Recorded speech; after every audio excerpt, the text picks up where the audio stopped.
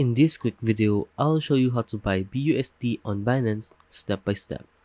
So the first step is to go to Binance.com and then log in. And then click buy crypto and choose your fiat. So you can type down your fiat here, for example, Euro, and click here. And then choose your payment method. So the payment method will differ on your fiat. So for example, I'm going to use PHP. And as you can see, the payment method change. So for example, we're going to use USD, and then you wanna pay using your credit or debit card,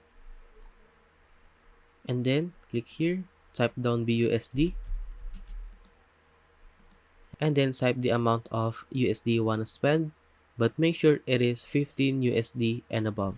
So for example, I wanna spend 50 USD, and then I will receive this amount of BUSD.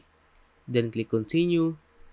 And if you haven't added your bank card yet, click add new card, click here, and then type down your credit or debit card number, your expiry date, and the security code.